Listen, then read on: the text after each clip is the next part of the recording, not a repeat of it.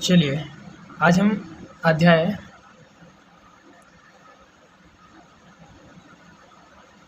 अध्याय 3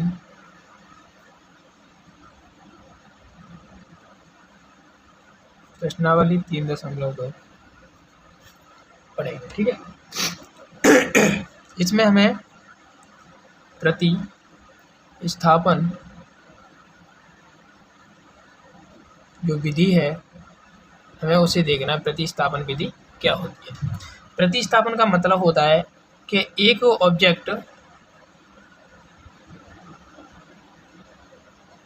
को हटा दो और इसकी जगह सेकंड ऑब्जेक्ट रख दो। इसे हटाओ और इसकी रिप्लेसमेंट में हमें क्या रखना है? सेकंड ऑब्जेक्ट को रख देना है। क्या मतलब कोई भी चीज़ है उसकी जगह दूसरी चीज़ को प्रतिस्थापित कर दो, इसीलिए उसे प्रतिस्थापन विधि कहते हैं। एक को उठाओ उसकी जगह दूसरे को रख दो।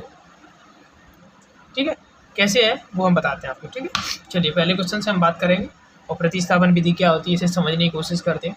ठीक है, देखो ये अपना पहला क्वेश्चन है। इसमें लिखा है कि प्रश्नावली 3.2 का है। इसमें लिखा है कि निम्न रैखिक समीकरण युग्मों को प्रतिस्थापन विधि से हल कीजिए।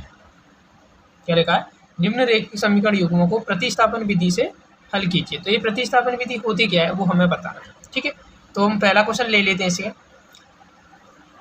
फर्स्ट क्वेश्चन में हमें दिया है, वो दिया है देखो x + y = 14 and then x - y = 4। ठीक है, अब हम क्या करेंगे, इन्हें समीकरण नाम दे देंगे। इसे फर्स्ट समीकरण नाम दे देते हैं, इसे सेकंड समीकरण नाम दे देते हैं। ठीक है, अब यहाँ से सॉल्व करें हम इन्हें, तो हम क्या कहेंगे, हमने कोई भी वैल्यू से मान लीजिए इससे करते हैं। तो x = 4, y को इधर लाया, y प्लस हो गया, सेकंड से हमने बनाया, x का मान आ गया। हम ये कहेंगे कि जी x का मान है ना, इस x के मान को समीकरण फर्स्ट में पुट करने पर या रखने पर, ठीक है, समीकरण फर्स्ट में पहले में x का मान रखने अर्थात पुट करने पर, कोई दिक्कत? चलिए अब हम यदि ऐसा कर रहे हैं तो कैसे करेंगे पुट, यानी x है ना, इसे अगली x की जगह पर रख देंगे। क्या कर रहे हैं हमने कि कोई एक ऑब्जेक्ट हटाना है, इसकी जगह दूसरा ऑब्जेक्ट रख देना है। ठीक है, तो यानी x + y = 14। देखेंगे x की जगह हम क्या रख सकते हैं, 4 + y, 4 + y प्लस ये वाली y = 14। इन्हें जोड़ेंगे तो क्या आएगा, 4 को इधर भेज देंगे तो 14 - 4 और इधर ये बचेंगे कितनी, 2y। चलिए 14 - 4 यानी कि 10 बचेगा और 2y यहाँ से हमें y की वैल्यू क्या मिल गई, 5 मिल जाएगी, क्योंकि 2 से 10 5 बार में कट जाएगा। अब हमें ये y का मान मिल गया। अब हमें क्या करना है, इस y के मान को उठाना है, इस y के मान को उठाना है, इस समीकरण फर्स्ट में रख देना है। y के मान को किस में रख देना है, ये समीकरण फर्स्ट में। ठीक है, तो यही लिखो बात। चलिए इधर कर लेते हैं। तो समीकरण सेकंड में y = 5 रखने पर, ठीक है, और इसे लिखेंगे तो x, y की वैल्यू कितनी है, -5 = 4। x 4 तो इधर है ही, 5 को इधर लाएंगे तो माइनस का प्लस का हो जाएगा 9, अर्थात x बराबर कितना मिल गया, 9। हो गया काम। तो इसी को हम बोलते हैं प्रतिस्थापन विधि। क्या करना, एक की जगह पर दूसरी चीज़ को पुट करना प्रतिस्थापन कहलाता है। ठीक है, तो वैसे आपको बता दें, आप विलोपन विधि भी करोगे, वहाँ पे भी एक स्थिति लास्ट में आके, जैसे हमने ये y का मान रखा है ना, ये कंडीशन आपको फिर भी करनी पड़ेगी, इसलिए वहाँ पे भी विलोपन के साथ साथ प्रतिस्थापन का रूल भी करना पड़ेगा। ठीक है, चलो ये है अपना दूसरा क्वेश्चन। फर्स्ट का सेकंड ऑप्शन है, ये सेकंड क्वेश्चन है। इस क्वेश्चन को देखते हैं सॉल्व करके। ठीक है, क्या होगा इसमें, तो हमें क्या करना है, इस क्वेश्चन को सॉल्व करना है। तो सॉल्व करने के लिए हमें पहले तो ये रिएक्शंस है ना, इन्हें थोड़ा सही करेंगे। ये रिएक्शन तो हमारी सही है, इसलिए इसे हम समीकरण फर्स्ट नाम दे देंगे। ठीक है, इस रिएक्शन को सही करना, तो हम क्या कहते हैं हमेशा कि इस जो है नीचे है ना, उसका एलसीएम ले लो आप। तो एलसीएम ले लो, उस एलसीएम का सारी संख्याओं में गुणा कर दो। ठीक है, तो 3 2 का एलसीएम कितना होता है, 6। 6 का आप इसमें गुणा करोगे, 3 से काटोगे, 2 बार कटेगा, यानी कि 2s आ जाएगा। कोई दिक्कत? इसमें 6 का गुणा करोगे, 2 से काटोगे, 3 बार में कटेगा, यानी कि 3t आ जाएगा। और 6 का गुणा यहाँ करोगे, चकनक 36 हो जाएगा। तो ये हमारा समीकरण बन गया सेकंड। ठीक है, अब हम ये ऐसा करते हैं कि यहाँ से s = 3 और t को इधर लाए, t बन गया। बन गया। तो ये एस का मान समीकरण सेकंड में रखने पर आप ये लिख दीजिए समीकरण सेकंड में एस का मान रखने पर, ठीक है। चलिए, तो 2 एस की वैल्यू क्या है 3 + t + 3t बराबर 36। कोई दिक्कत है आपको? एस की जगह पर हमने 3t रख दिया है। अब इसे सॉल्व करते हैं। 2 × 6 2t + 3t बराबर 36। अब यहाँ से इन टी है ना, इन दोनों को क्या कर लेंगे, ऐड कर लेंगे, यानी कि ये 5t हो गया, ठीक है। और 26 को इधर लाएंगे, यानी कि 36 इधर आएगी माइनस के 26, यानी कितनी बची 10 और 5t, और t बराबर कितनी आएगी भाई 2। 5 से कितनी बार में कट जाएगा, 2 बार में कट जाएगा, ठीक है। तो टी का मान मिल गया। अब हमें क्या करेंगे, इस टी के मान को समीकरण t बराबर 2 पुट करने पर समीकरण फर्स्ट में, ठीक है। अब चलो इसे हम क्या करें, फर्स्ट में कर रहे हैं, तो एस माइनस टी बराबर 2 = 3 एस 3 ऐसा कैसा 2 को इधर लाएंगे, ये हो जाएगा एस बराबर 5, ठीक है। तो ये हमारे मान आ गए समीकरण के। और तो ये भी कह सकते हैं दत्त समीकरण के उनके मान या वैल्यू जो है आप उन्हें बता सकते हैं, तो ऐसे ही ऐसा लिख सकते हैं, ठीक है। चलिए अगला क्वेश्चन देखते हैं। अगला क्वेश्चन क्या है, अगला क्वेश्चन है अपना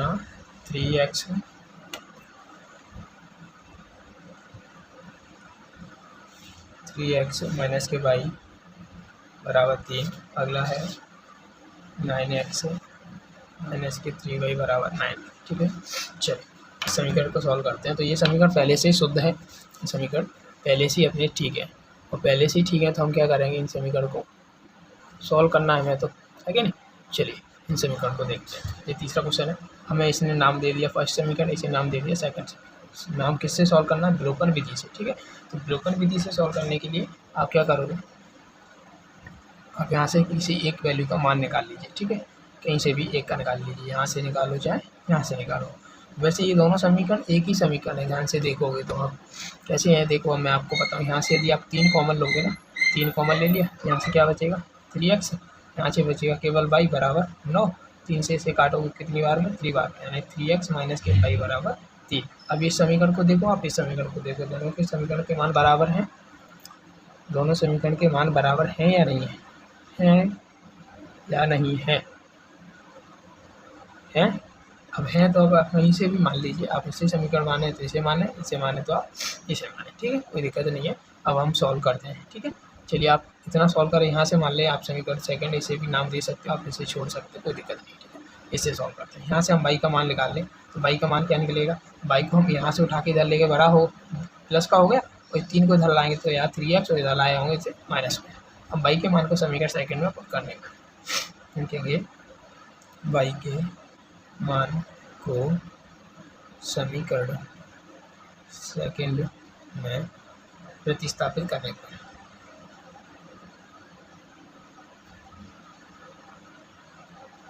ठीक है।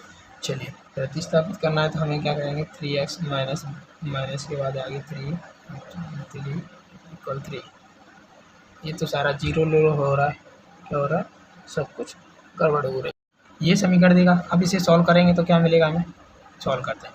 3x इसे माइनस के अंदर घुसेंगे, 3 - x और माइनस माइनस प्लस के 3 बराबर 3, ठीक है। और ये माइनस प्लस खत्म, हमें क्या मिलता है 3 बराबर 3, क्या मिल रहा है 3 बराबर 3, जो क्या बात है, जो x से रहित है, मतलब यहाँ देखे ना, ये है ना जो x से रहित है, x से रहित समीकरण है, यहाँ पे ऐसा लिख दो, x से रहित समीकरण है। क्यों है ऐसा, क्योंकि आपने देखा अभी कि दोनों समीकरण क्या है, समान है, और दोनों समीकरण समान है तो इसके हल कौन किस प्रकार के होंगे, आपको पता है ना, हल किस प्रकार के होंगे कि तीनों वैल्यूज समान होंगी, आपको इस चीज़ को बताया हम आपको यहाँ पर। तो कैसा होगा, देखो ऐसा होगा, a1/a2 बराबर है b1/b2 बराबर है c1/c2, क्यों, तीनों एलिमेंट बराबर होंगे। इसके लिए हमारी रेखा कैसी होंगी, संपाती होंगी, और इसके सॉल्यूशन होंगे ना, हल होंगे ना, वो हल यानी कि जो x के मान आएंगे ना वो कितने आएंगे, इनफाइनाइट, अनंत आएंगे, सॉरी अनंत आएंगे। यानी कि इसका मतलब होगा अनेक हल होंगे इसके। ठीक है, तो ये x के सभी मानों के लिए बाध्य माना जाएगा कि हर एक मान इसके सॉल्यूशन माने जा सकते हैं। आप कोई भी मान रखो, सारे मान इसके लिए वैलिड है, गलत नहीं माना जाएगा कोई भी मान।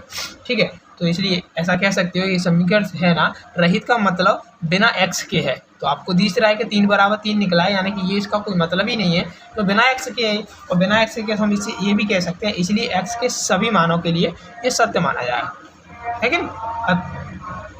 इसलिए x के सभी मानों के लिए सत्य माना जाएगा। ठीक है, क्या माना जाएगा, x के सारे मानों के लिए ये सत्य माना जाएगा। उसके बाद कह सकते हैं हमें अतः अभिष्ट समीकरण, अतः अभिष्ट समीकरण के युग्मों, अब इसका मतलब है जो प्राप्त समीकरण है हमारे पास दो, उनके युग्म यानी कि दो समीकरणों के जोड़ों के अभिष्ट समीकरणों के युग्म या युग्मों के हल अनंत अनेक होंगे। क्या होंगे, अनंत अनेक हैं या होंगे। ठीक है, क्या होंगे, अनेक हल होंगे इनके, इसलिए हमें ये लिखना पड़ेगा। ठीक है, आपको उस समय क्या याद आएगा क्या नहीं आएगा, तो आपको ये बताना है कि ये समीकरण प्राप्त हुआ है हमें वैल्यू, वो क्या प्राप्त हुई है, यह समीकरण। आप ऐसा लिख देना, मन से आप कुछ भी लिख सकते हैं, कोई दिक्कत नहीं है, पर हमें ये बताना है कि इस समीकरण में x हमें प्राप्त नहीं हुई है। हम क्या कहेंगे, यह समीकरण बिना x के प्राप्त हुआ है या x के रहित है, x से कैसा रहित समीकरण है। इसलिए हमें x के सभी मान, जो भी जितने भी मान होंगे ना, उन सभी मानों के लिए क्या माना जाएगा, इसे सत्य माना जाएगा, सही माना जाएगा। ठीक है, और सही माना जाएगा तो हम ये भी कह सकते हैं इसके समीकरण के हल कितने होंगे, अनंत अनेक होंगे, इनफाइनाइट होंगे, अनगिनत होंगे। ठीक है, ऐसा कहना उचित होगा हमारा, बात समझे। चलिए अब इसका नेक्स्ट क्वेश्चन का देखते हैं। नेक्स्ट क्वेश्चन क्या है इसका अपना, ये 4th नंबर का क्वेश्चन है। ठीक है, इसमें क्वेश्चन की संख्या काफ़ी ज़्यादा है, इसलिए वैल्यू परेशान करती है। चलिए 4th क्वेश्चन देखते हैं।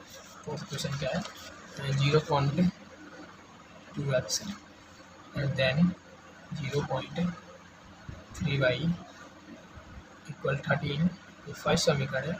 इसके बाद सेकंड समीकरण है ना, वो 0.4x 0.5y बराबर 2.3, सेकंड समीकरण। ठीक है, ये समीकरण है हमारे। अब हम इनको एक काम कर सकते हैं, इस समीकरण में हर एक में क्या है, एक अंक के बाद पॉइंट लगाए। तो आप ऐसा करो, इन समीकरण में 10 से क्या कर दो, गुणा कर दो। गुणा कर दोगे तो आपको ये समीकरण क्या होगा, बिना पॉइंट के मिल जाएगा। एक बात तो ये है, या आप डायरेक्ट पॉइंट में ही सॉल्व कर लो, आपको कोई दिक्कत नहीं है। ठीक है, ऐसा करना, आप लोग इसमें 10 का गुणा करते हैं ना, तो ये 2 हो जाएगी, ये 3 हो जाएगी, ये 130 हो जाएगी, ऐसे ये 4 हो जाएगी, ये 5 हो जाएगी, ये 23 हो जाएगी। कोई दिक्कत, एक अंक के बाद पॉइंट हट जाएगा। चलिए हम ऐसा ही करते हैं, और ज़रूरत पड़ेगी तो हम उस हिसाब से अरेंज कर लेंगे। ठीक है, तो अब इसी क्वेश्चन को सॉल्व करने की कोशिश करते हैं। क्या करते हैं, इस समीकरण से हम x की वैल्यू निकालते हैं, या इससे निकालो, किसी से भी निकालो, हम इसमें पुट करते हैं। चलिए, तो यहाँ से x का वैल्यू निकालें, हल करें, तो यहाँ से हमने क्या किया, 0.2x बराबर 13 माइनस के 0.3y। ठीक है, 0.3y हो गया। अब इस समीकरण से हमें 0.2 है ना, इसे इधर भेज देंगे, x बराबर 13 के 0.3y अपॉन 2, ये मिलेगा x का मान 0.2। अब इस x के मान को समीकरण सेकंड में क्या करेंगे, पुट करेंगे। चलिए समीकरण सेकंड में पुट करते हैं। ठीक है,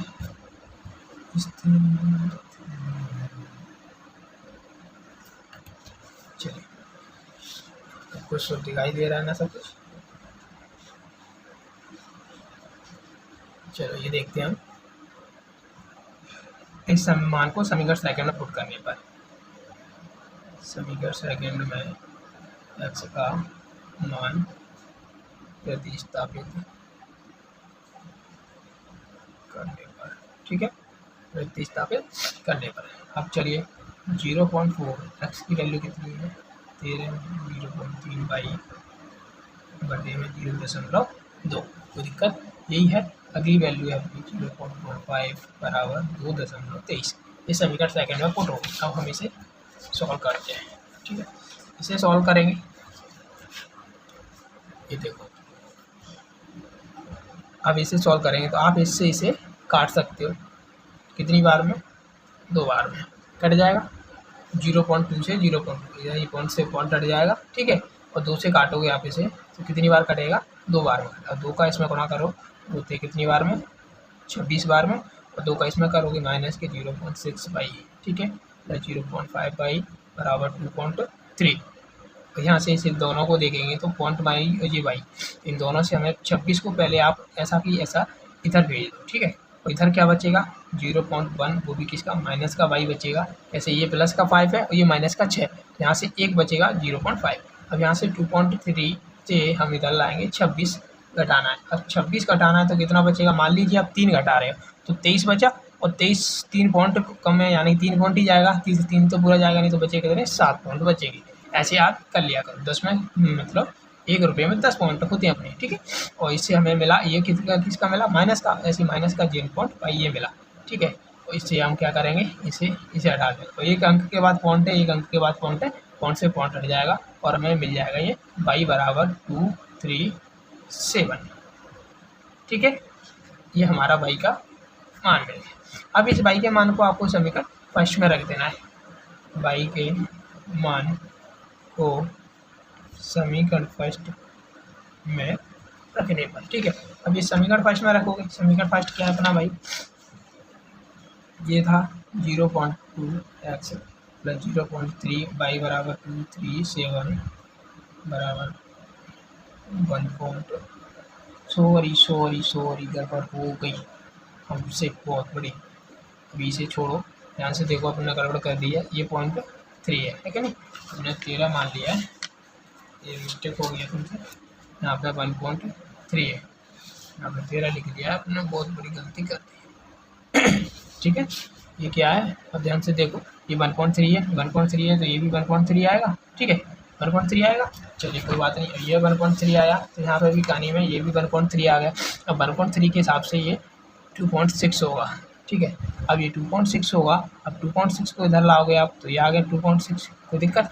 अब 2.6 है ये और 2.3 है, ठीक है। तो यहाँ से इतना कहानी को आप फिलहाल में छोड़ दो, हम इसे आगे कराना वाले हैं। तो इस कहानी को अब यहाँ से दोबारा देखो तो यहाँ से बचा है 1 माइनस के पॉइंट वाई, और ये पॉइंट 2.3 है, सॉरी देखो ये क्या है 2.3 है और ये 2.6 है, यानी कि 23 में तो 26 है जाना है कि नहीं, और ये 23 3 और 6 यानी कि 0.3 ज़्यादा है बस। तो यहाँ पे क्या बचेगा, माइनस के 0.3 बचेगा ओनली, कुछ ज़्यादा नहीं बचेगा। देखो अब दिखिएगा आपको, देखिए पॉइंट कितना बचेगा, 3 बचेगा, ठीक है। तो यहाँ से अब माइनस से माइनस काट सकते हैं, पॉइंट से पॉइंट काट सकते हैं, यानी कि y बराबर हमें 3 मिल जाएगा, ठीक है।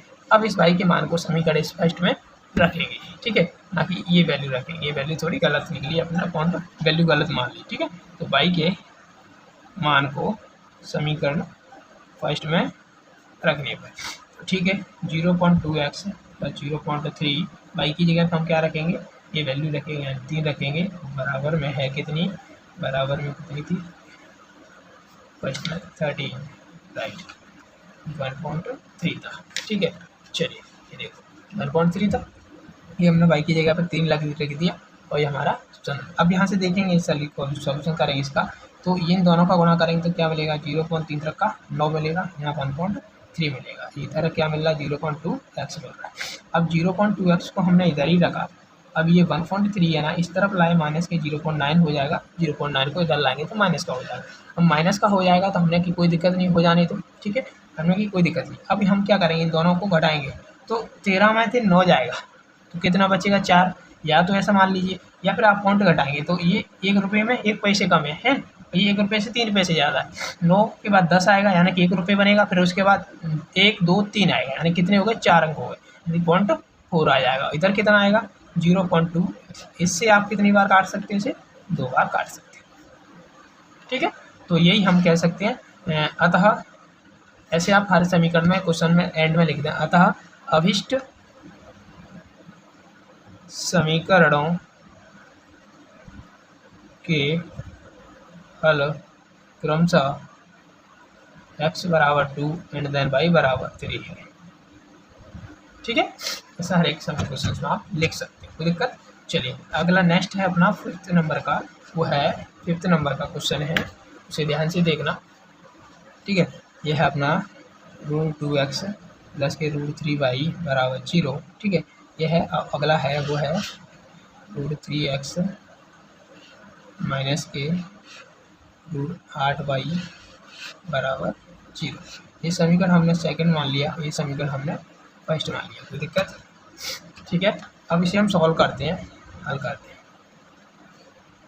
हल करेंगे तो हम क्या करेंगे, यहाँ से किसी एक वैल्यू का मान निकालेंगे, यानी x का मान निकाल लेते हैं, इसमें पुट कर देंगे, या y का मान निकालेंगे, इसमें पुट कर देंगे। ठीक है, तो चलिए हम इसी का निकालते हैं। 2√x बराबर इसे इधर लाएंगे माइनस के 3√y आ जाएगा। अब यहाँ से देखेंगे x रखेंगे है कि माइनस के 3√y, उस 2 को लाएंगे रूट के नीचे, कुछ ऐसी वैल्यू आएगी। ध्यान से ये 2 है, ठीक है, थोड़ी जगह कम है इसलिए ऐसा दिख रहा है। ठीक है, अब इसे हम सही देखें, माइनस के √3y माइनस के 2y ये है। ठीक है, ये इसी को हमने अलग रख दिया है आपको दिखाने के लिए। अब यहाँ से इस x के मान को अब समीकरण सेकंड में यानी कि इसमें रखोगे, यानी √3 के गुणा में आपको इस वैल्यू को रखना है। ठीक है, चलिए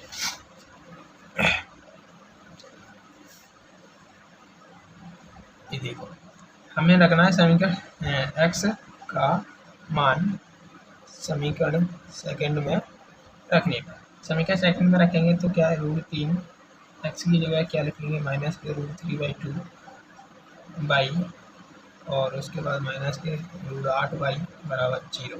ठीक है, अब यहाँ से इसे सॉल्व करना है तो इस रूट का इस रूट के साथ गुणा होगा ना, तो क्या मिलेगा, 3 मिलेगा, माइनस के ये भी रूट में ही है, y माइनस के 8 रूट y बराबर 0। अब हमने एक चीज़ बताई थी आपको, क्या बताई थी, ये नीचे जो भी है ना उसका आप एलसीएम लो। पर अब इस समीकरण को आप वैसे भी कर सकते हो, क्योंकि इधर तो कुछ है नहीं, तो आप इस 3 का इसमें गुणा कर दो, 2 का ऐसे माइनस के 3y माइनस के √8y। ठीक है, और इसके साथ में आपने √2 का गुणा कर दिया, और अभी इस √2 सभी के बटे में आ गई, इसके भी आ गई, इसके भी आ गई। ठीक है, अब इस √2 को आप ऐसा करो, इसके साथ कर दो गुणा, किसके साथ, 0 के साथ गुणा कर दोगे, और ये सारा हो जाएगा 0 0, 8 गुणा √2 और y बराबर, ये सारा बात 0 हो जाएगी, इसके साथ गुणा करोगे सही। अब आपको ये समीकरण मिलेगा। यहाँ से आपको क्या करना है, y को निकाल लेना है बाहर। ठीक है, ये यानी इसका तो सारा सिस्टम 0 ही आ रहा है, y का मान भी 0 आ रहा है, ये तो गड़बड़ हो रही है। y का मान 0 आएगा तो x का मान भी 0 आएगा, है कि नहीं। देखो आप देख लीजिए खुद ही, आपने y कॉमन ले ली, यहाँ से क्या बचेगा, माइनस के 3, 8 दूनी 16, माइनस के ये 16 आ गए। ठीक है, और ये 0 और 16 यानी कि 4, माइनस 3 और माइनस 4, 4 का वर्ग होता है 0। वैसे y के हमने क्या किया, इसे माइनस के 7 बराबर 0, और y के इधर इसे भेजेंगे तो ये बटे में आएगा, 0 बटे -7 अर्थात 0। यहाँ से हमें y का मान भी 0 ही मिल गया। क्या मिल गया, y का मान भी हमें 0 मिल गया। ध्यान से देखोगे तो ये वैल्यू सारी, क्योंकि इसका लास्ट का गुणक है नहीं हमारे पास, है क्या नहीं। यदि इसमें कुछ ऐसा होता तो हम इसे इधर उधर ले जाते तो हमें मिल जाता। अब कांस्टेंट वैल्यू है नहीं, गुणक वैल्यू तो बटे में जाएगी और 0 के साथ क्रिया करेगी, खत्म हो जाएगी, है कि नहीं।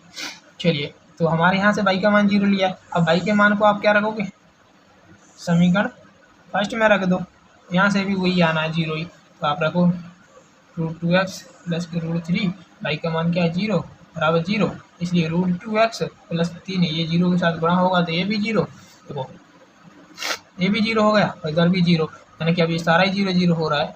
2x ये सारा 0, x बराबर 0 बटे √2 बराबर 0, यानी कि सारी मान क्या निकले हैं, इसे 0 0 निकले हैं। ठीक है, तो अभी समीकरण के हल क्या निकलेंगे आप लिख सकते हो। ठीक है, अतः अभिष्ट समीकरण के हल क्रमशः x बराबर 0 y बराबर 0 है, यानी कि ये मूल बिंदु पे है। ठीक है, ये हो गया अपने 4 क्वेश्चन फर्स्ट क्वेश्चन के। अगला क्वेश्चन है अपना, वो देखते हैं। यह है क्वेश्चन नंबर 5। देखो ये आपका क्वेश्चन नंबर 5 भी हो गया। अब 6वां क्वेश्चन है अपना। ठीक है, ये क्वेश्चन 6वां। देखो 3x/2 माइनस के 5y/2 बराबर माइनस के 2। ठीक है, और इस समीकरण को आपको एक और समीकरण दिया है, इन समीकरणों के साथ अरेंज करना है। ठीक है, तो इस समीकरण को आप अभी मान मत दीजिए, और अगला वैल्यू है वो है अपनी x/3 प्लस y/2 इक्वल 13/6। अब मैंने आपको बताया था क्या कि आपको ना क्या करना है, इन समीकरण को अरेंज करने के लिए नीचे वाले जो संख्या है ना उसका एलसीएम ले लो। क्या कर लो, नीचे वाली सारी संख्या का आप ले लो एलसीएम। ठीक है, नीचे वाली सारी संख्या का आप एलसीएम ले लोगे तो आपको एक चीज़ मिल जाएगी।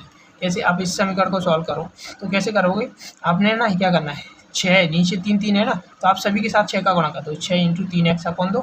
ठीक है, यहाँ पे देखो माइनस 6 का गुणा किया 5y/3, और यहाँ पे भी हमने माइनस के 2 × 6।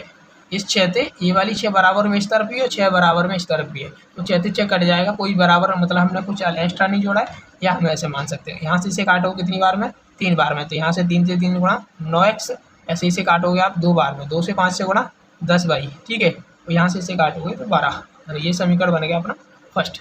ठीक है, ऐसे हमें इससे निकालना है, तो इसके सभी की बेस में कितना 6 मानना है। ठीक है, ये एलसीएम 2, देखो 2 का और 3 का एलसीएम कितना आना है, 6 आना है। तो आप 6 से काटोगे, 3 से 6 को काटोगे 2 बार में, यानी कि 2x आएगा। यहाँ से भी देखो 2 से 6 को काटेगा 3 बार में, तो 3y आएगा। यहाँ से 6 रखोगे, 6 से 6 कट जाएगा, तो बचेगा केवल 13। तो ये समीकरण अपना सेकंड बन गया। ठीक है, अब यहाँ से मान निकाल लो या यहाँ से मान निकाल लो, एक मान निकालना होगा हमें। ठीक है, चलिए तो हम यहाँ से निकाल लेते हैं x का मान, तो 13 माइनस के 3y, और बट्टे में अगली वैल्यू लिख देंगे, तो 13 माइनस के 3y, और इस 2 को लाएंगे, ये बन जाएगा x का मान बनेगा। अब इस x के मान को इसमें रखेंगे।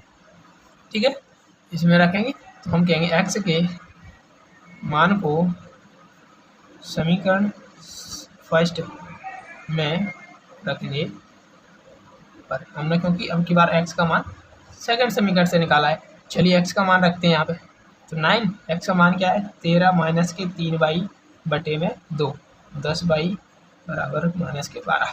अब देखो इससे ये कट तो रहा नहीं है कि नहीं, पर हमें नहीं कटने, तो नहीं कट रहा, तो हम इसे क्या करेंगे, अब इस 2 को इसके साथ गुणा करेंगे। अब इस टाइप से भी सॉल्व करना सीख लो आप। ठीक है, 13 माइनस के 3y, 2 को इसके साथ गुणा करोगे तो 2 गुणा 2y, और ये 12 माइनस के, अब ये 2 सारे बटे में आ गई। अब इस 2 का करेंगे इसके साथ गुणा, तो इसका साथ भी कर लो, 13 नम्मा या 9 सत्ते क्या होगा, अब ऐसे नहीं आता ना, या तो गुणा कर लिया करो। ठीक है, 9 3 27 के साथ ऐसे गुणा कर लिया। ठीक है, 9 3 27 हाथ से लिख दो, 9 का 9, 10 11, कितना आ गया 117, 13 नंबर 117 ही होता है। अब 3 से 9 से करोगे तो 9 3 27 डायरेक्ट आ गया, इससे करोगे तो 20y आ गया। अब 12 से 2 से इस 2 को इधर ले जाएंगे ना, तो इस दोनों से करेंगे तो 12 दूना 24। ठीक है, ये समीकरण सॉल्व हो रहा है। अब इन दोनों को देखोगे तो हमें क्या मिल रहा है, ये माइनस के मिल रहे हैं, वो भी कितने 47y मिल रहा है माइनस के। ठीक है, इन दोनों को जोड़ा, अब इसे हम इधर लाएंगे माइनस के 24, इसे लाए इधर भी 117 माइनस के। अब इन सभी को देखो तो 7 और 4 कितनी होते, 11, यानी कि एक हासिल की, यानी 2 और 2 4, और ये उसके बाद 141 और 47 भाई, ये माइनस का, ये माइनस से माइनस कटे। अब इससे कट रहा है क्या, नहीं कट रहा है, मेरे हिसाब से ये 3 बार में कटेगा, 7 या 21 होता है, ये इससे 3 बार में कटेगा, और इससे भाई का मान आएगा 3। ठीक है, अब देख लेना, 3 से गुणा करके भी चेक कर लो, विश्वास नहीं है तो 3 से 3 7 21, एक आएगा, 2 हासिल की, 3 चौके 12, 2 14, तो ये 141 47 से 3 बार में कटने वाली संख्या है। बाई का मान मिल गया। अब इस बाई के मान को आप इस समीकरण में रख दिया करो डायरेक्ट, जो हमने x का मान निकाला था। ठीक है, यहाँ पे रख दो, बाई का मान रखने पर आप इसे कोई भी एक समीकरण नाम दे देना, ऐसे थर्ड दे देना और लिख देना। ठीक है, मैं तो इधर उधर करता जा रहा हूँ, आप नियम से ही करना है। ठीक है, अब यहाँ से देखोगे बाई का मान हम यहाँ रख देंगे, तो 13 और बाई 3, और बाई का मान क्या 3 निकला है, बटे में 2। चलो सॉल्व करो, 13 माइनस के 9 बटे 2, और 4 बचाए, सॉरी 4 बचा, 13 में तो 9 जाएगा, तो उसके बाद 2 2 से 4 कटा, यानी x बराबर में 2 आ गया। इतना आ गया, x बराबर 2 आ गया। ठीक है, तो ये अभी स्टाइल आप लिख देना को कि क्या क्या नहीं प्राप्त हुए। अब अगला क्वेश्चन अपना सेकंड नंबर का क्वेश्चन, इस क्वेश्चन को देखते हैं। इसके अंदर भी अपने कुछ छोटे, एक ही क्वेश्चन है अकेला, इसमें कुछ नहीं करना है, हमें रेखा का समीकरण बताना है और क्या क्या प्रकार के हो सकते हैं। ठीक है, ये देखो 2x + 3y बराबर 11 और 2x - 4y बराबर माइनस के 24 को हल कीजिए और इसके m का वह मान ज्ञात कीजिए जिसके लिए y बराबर mx + 3 हो, y बराबर mx + 3 हो। यानी इस रेखा के समीकरण को सॉल्व करना है। और ये समीकरण को सॉल्व कब कर पाएंगे अपन, जब हमें एक्स बाई का और एक्स का मान मिल जाएगा। बाई का एक्स का मान हम किन से निकाल रहे हैं, इनसे निकाल रहे हैं, है कि नहीं। तो इनसे हम पहले मान निकालेंगे तब हम इसे सॉल्व करेंगे, ठीक है। तो हम क्या करेंगे, दिया है समीकरण, ठीक है। चलिए हम क्या करेंगे, दिया है समीकरण, समीकरण दिए हमें, समीकरण कौन कौन से हैं, ये है हमारा 2x + 3y, ठीक है, और उसके बाद बराबर 11, और अगला है समीकरण वो क्या है, वो समीकरण है 2x - 4y और बराबर -24, ठीक है। चलिए देखिए ये हो गया।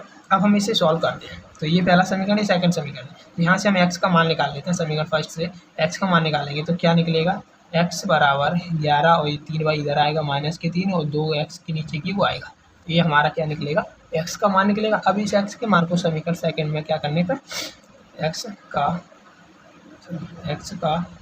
मान पुट करने पर, ठीक है, पुट करने पर अब हमने की 2x की वैल्यू लिखनी है तो 11 - 3y बटे में 2, कोई दिक्कत, और यहाँ पे -4y बराबर के -24, ठीक है, तो हो गया। अब इसे सॉल्व करना है तो इससे कट रहा है तो कट ही गया, फिर तो हमें कोई कुछ करना ही नहीं है। तो 11 - 3y -4y बराबर -24, इन दोनों को आप ऐसा किया करो, मैं तुम्हें बताऊँ, यदि जो माइनस की चीज़ है ना उसे आप दूसरी तरफ रख दो, ये ऑटोमेटिक प्लस की हो जाएगी। 3y और 4y दोनों को जोड़ा 7 और 7 को इधर ले आया, माइनस की प्लस की होगी। अब इस माइनस की को संख्या इधर लाएंगे तो ये प्लस की हो जाएगी। और 11 और 24 कितने हो जाएंगे, एक जोड़ेंगे 25 और 10 35, ठीक है, और 7 से कटने वाली है 5 बार, यानी कि y का मान हमें क्या मिल गया, 5 मिल गया। अब इस y के मान को आप इस समीकरण में भी रख सकते हो, ठीक है। तो आप इसे वैल्यू में समीकरण 3 दे देता हूँ, ठीक है। तो y के मान को समीकरण 3 में रखने, ठीक है, आपको ये कहना है। तो x बराबर 11 - 3 और y का मान निकला है 5/2, ठीक है। 11 - 3 5 15/2, तो यहाँ से निकलेगा -4/2, 2 से 2 काटेंगे -2, तो x का मान क्या निकल के आएगा, x बराबर -2 एंड देन y बराबर 5, ये अभिष्ट मान निकले। अब हम क्या करना है, ये मान तो निकले हमारे x y के मान, ये समीकरण के अभिष्ट हल, अतः समीकरण के अभिष्ट हल क्रमशः x बराबर -2 एंड देन y बराबर 5 है, ठीक है। तब रेखा का समीकरण क्या कहा था इसमें, देखो यदि हल ज्ञात कीजिए, ठीक है, हल ज्ञात हो गए, और यानी कि अब हमें और क्या करना है, इसी से m सो हो रही है, नहीं हो पा रहा है, चलिए कोई दिक्कत नहीं, आप देखो m हो रही है, सो यहाँ इससे m का वह मान ज्ञात कीजिए जिसके लिए y बराबर mx + 3 हो, ठीक है। m का मान ज्ञात करना इस समीकरण को रखिए, तब रेखा का समीकरण, तब ऐसा लिख देना प्रश्नानुसार, प्रश्न के अनुसार y बराबर mx + 3, ठीक है, मैं x y तथा y या x y के मान रखने पर हम यहाँ पर क्या करेंगे, x और y के मान रख देंगे। y का मान क्या है 5, m x का मान क्या है -2, ठीक है, ये है। अब हम इन सॉल्व करेंगे तो इस 3 को इधर लाएंगे, 5 - 3 हो जाएगा, 3 इधर आएगा तो, ठीक है, तो ये -2m हो जाएगा। यहाँ से कर करेंगे 2 मिलेगा, ये -2m, इससे इसे काटा, एक बार में कटेगा इधर -m, और इसी को आप m बराबर -1 भी लिख सकते हो, है कि नहीं। तो m की वैल्यू भी -1 मिल गई, ठीक है, कोई दिक्कत।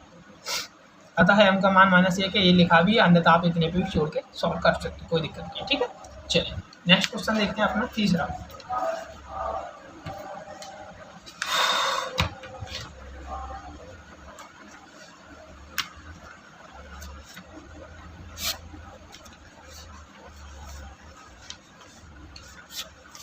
चलिए तो देखते हैं क्वेश्चन, अगला क्वेश्चन क्या है अपना, ये रहा, निम्नलिखित समस्या में रेखिक, इस पेज को निकाल देते हैं, चलिए अब देखते हैं, ठीक है। निम्नलिखित समस्या में रेखिक समीकरण युग्म बनाइए और उनके अनेक या उनके हल प्रतिस्थापन विधि द्वारा ज्ञात कीजिए, यानी कि उनके हल ज्ञात करना, वो भी विधि कौन सी है, प्रतिस्थापन, यानी कि आपको पूरी इकाई नहीं प्रश्नावली 3.2 में आपको सभी जगह प्रतिस्थापन विधि लगानी है, ठीक है। और रेखिक समीकरण युग्म बनाइए, यानी कि आपको पहले समीकरण बनाने हैं, उसके बाद प्रतिस्थापन विधि लगानी है, यानी कि पहले भाषा वाले क्वेश्चन दिए गए, इनसे आपको समीकरण बना के लाने हैं, और समीकरण बन जाए उसको विधि से हल करना है, x y के मान निकालने हैं, ठीक है। चलिए अब क्वेश्चन को सॉल्व करते हैं। पहला क्वेश्चन है अपना थर्ड का फर्स्ट क्वेश्चन है, ठीक है। इसमें लिखा है दो संख्याओं का अंतर 26 है। मान लीजिए हमने माना कि पहली संख्या x है, ठीक है, तो एंड दूसरी जो संख्या है वो y है। कोई दिक्कत, हमने दूसरी संख्या y मान। अब हम कहते हैं दो संख्या का अंतर y है, तब प्रश्नानुसार x में से यदि मैं y घटाऊं तो मुझे क्या मिलेगा, 26 मिलेगा। यही तो कह रहा है अंतर, यानी कि एक में से एक को घटाऊं मैं तो मुझे 26 मिलना चाहिए। यानी x बड़ी होगी y छोटी होगी तो मैं देखा जाऊंगा तो मुझे ये मिल जाएगा, यानी कि मुझे लिए एक समीकरण मिलेगा। क्या कह रहा है, दो संख्याओं का अंतर 26 है। और दूसरी कंडीशन क्या कही है, देखो दो संख्याओं का अंतर 26 है, पहली कंडीशन हमें पता चल गया। अब कहता है कि और एक संख्या दूसरी की 3 गुनी है। एक संख्या दूसरी की 3 गुनी, यानी कि मान लीजिए 3 गुनी कौन सी होगी, ये वाली बड़ी वाली होगी ना, यानी कि एक संख्या दूसरी की 3 गुनी है, यानी पहली संख्या दूसरी की 3 गुनी है। ये बात कब संभव है, आप खुद देखिए। यदि मैं y के साथ में 3 का गुणा कर रहा हूँ, यानी कि y को मैं बड़ा अब जबरदस्ती से कर रहा हूँ, जब x के बराबर पहुँच रहे हैं, यानी कि x बड़ा होगा, यदि मैं x में से घटाऊंगा तो मुझे 26 भी मिलेगा, है कि नहीं, कोई दिक्कत तो नहीं है। यानी कि मुझे यहाँ x बड़ी संख्या y छोटी संख्या है, इतना तो मुझे पता चल रहा है, तो मैंने इसलिए इसके साथ गुणा कर दिया। वैसे भी इसने बोला भी है, मैंने एक बात बताई थी ना, दूसरी की हो गया, से हो गया, का हो गया, उसी के साथ हमें गुणा करना होता है। देख दूसरी की 3 गुनी, तो आपको देख 3 के साथ 3 किया, उन्हीं के हिसाब से गुणा लगाया और दूसरी के हिसाब से दूसरी संख्या आने की y को मैंने रख दिया। तो जैसा क्वेश्चन में लिखा रहता है ना मैथ में, वैसा के वैसा आप करते जाइए, कभी गलत नहीं होगा, पर थोड़ा बस ध्यान से करना है, हमें ऐसा नहीं करना है कि।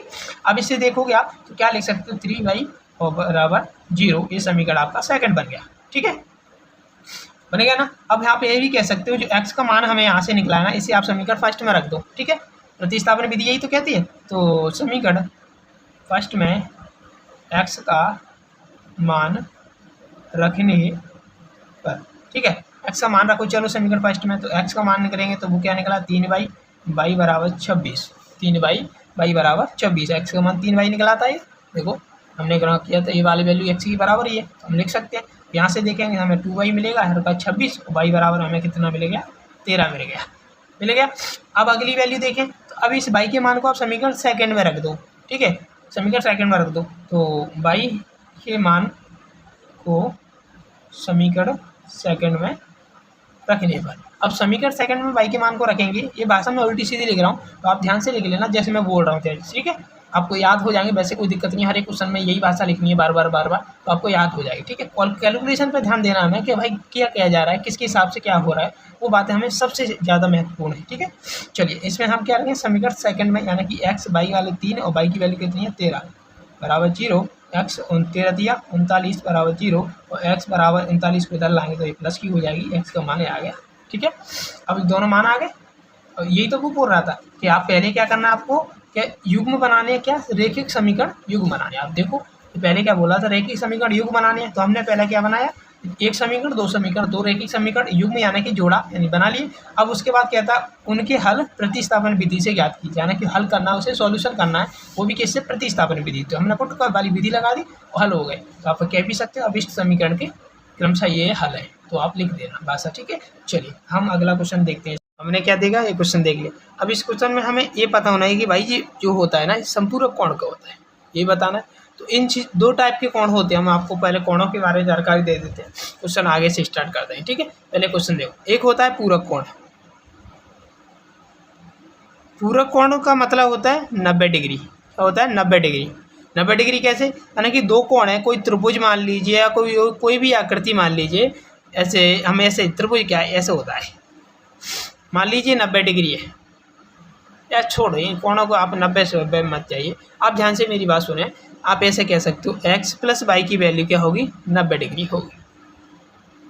आप समझ में आए कैसे हम कह रहे हैं कि दो कोणों का योग, यानी कि यदि दो कोणों को जोड़ा जाए, ऐसे कोण होते हैं, कोई त्रिभुज बनाया और त्रिभुज के ये घेरा होता है ना, इसे x मान लिया, इसे y मान लिया, ये बीच में जो कोण बन रहे हैं ना, इन कोणों को ही हम क्या कहते हैं, कोण कहते हैं। अब इन कोणों में क्या होता है कि ये मान लीजिए एक त्रिभुज की कंडीशन क्या होती है, 180 डिग्री कोण होता है, टोटल तीनों कोणों को जोड़ेंगे हम। तो अब इसमें हमने कहा ये तो 90 डिग्री यदि समकोण है तो ये कोण कैसे होंगे, 90 डिग्री के होंगे। कैसे होंगे, होते भी हैं, ये बात पक्की है। इन दोनों को जोड़ा जाए तो ये 90 फिक्स बैठेंगे। तो इसी मतलब है कि हम पहले मतलब उन्हें छोड़ें कि किसी में भी हो सकता है, ये नहीं है त्रिभुज में हो, किसी उन कोणों को क्या कहेंगे, 90 डिग्री योग कहेंगे। ठीक है, जोड़ेंगे ना तो उनके बीच में 90 डिग्री होगा जब पूरक होगा। और इसी बात को हम कहें संपूरक।